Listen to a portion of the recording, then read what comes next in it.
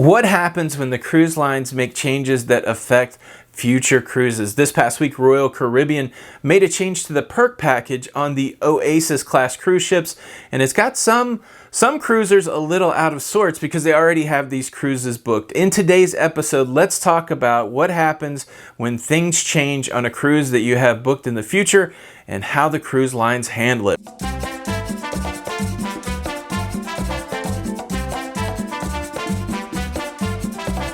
Hey, what's up everybody? This is Tony with Loca. Welcome back to the YouTube channel. If you're brand new here, if you're into cruising, consider subscribing with the notification bell on.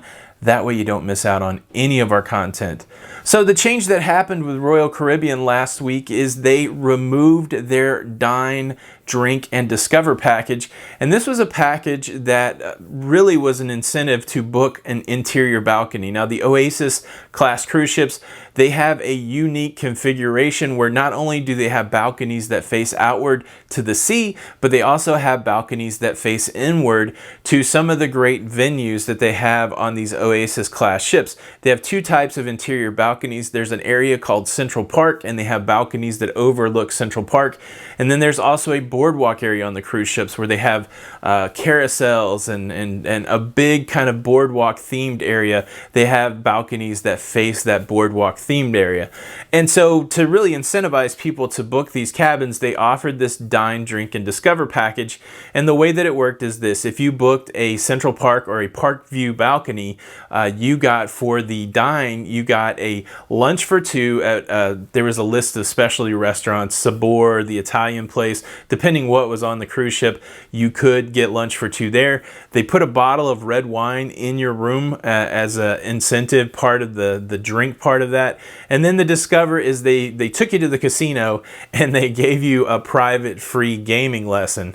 And if you were on the boardwalk, you had a completely different set of perks. The Dine option there was lunch for four at Johnny Rockets. The drink part of it was two soda packages.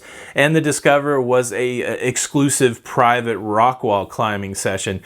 And the perks are really cool. The one time that we cruised on an Oasis Class ship, the Oasis of the Seas, we had a Central Park balcony, a Park View balcony, and it was nice to have those extra perks. Now Royal Caribbean has decided that the viability of that program has come to an end, and they did announce that they would be doing away with the Dine, Drink, and Discover package, and the change would take effect at the beginning of 2020. Now, so everybody that has a cruise booked from now until the end of the year, they would still have the Dine, Drink, and Discover perks, but anybody going forward, even if you had it booked, you would no longer have those perks. Instead, they would be given a $50 onboard credit to use at their discretion.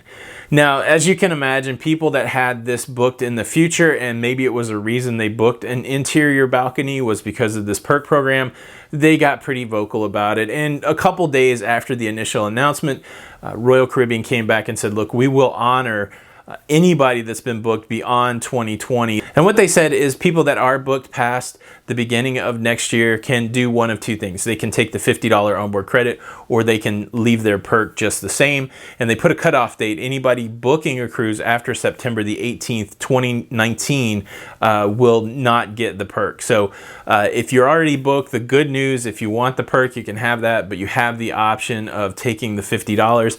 I did see a date of October the 4th, 2019 to make a decision. And so my assumption is that work with your travel agent, work with Royal Caribbean. You have to make a choice by then if you still want to get the old perk package. I think if you don't respond, you're probably just going to get the $50 onboard credit. And look, this isn't unique to Royal Caribbean. Cruise lines are constantly changing their incentives and their fee structures and a variety of things which could affect the person that already booked the cruise. This begs the question, what should the cruise line do in that circumstance? We've seen it approached a couple different ways, and anytime it seems that the cruise line puts a cutoff date and says we're no longer going to do this, and if you already booked the cruise, I'm sorry, you have to go with the new policy, there is always a vocal outcry, and I think there should be. This is what I think the cruise line should do. If you make a change to the policy, you should honor the way that people have already booked the cruise.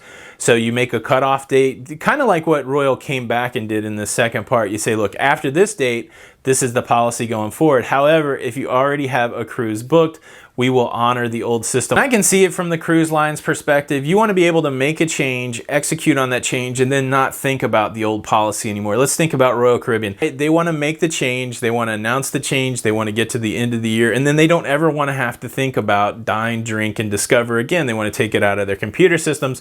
They don't want to have to train new people when to put wine in a room or when to give a certificate for a free lunch. I understand it, but you know, there's people that may have cruises booked 2 years out. So now you've got to keep those procedures, those operational procedures in place to make sure that people get the perk that they want. Easiest solution for the cruise line is the first one. Let's cut the thing off. Let's give a $50 onboard credit and go on with the rest of our lives.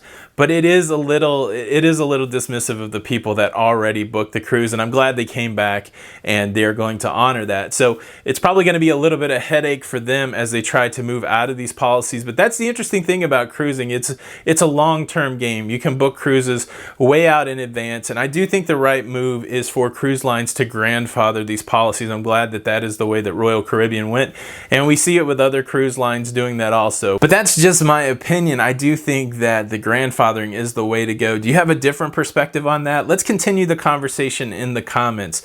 A change coming down the pike for Royal Caribbean. Hey, it's that cruise life. Make sure you check out some more La Lido Loca videos. Again, this is Tony with La Lido Loca, and until the next time, we'll see you on the Lido. Bye.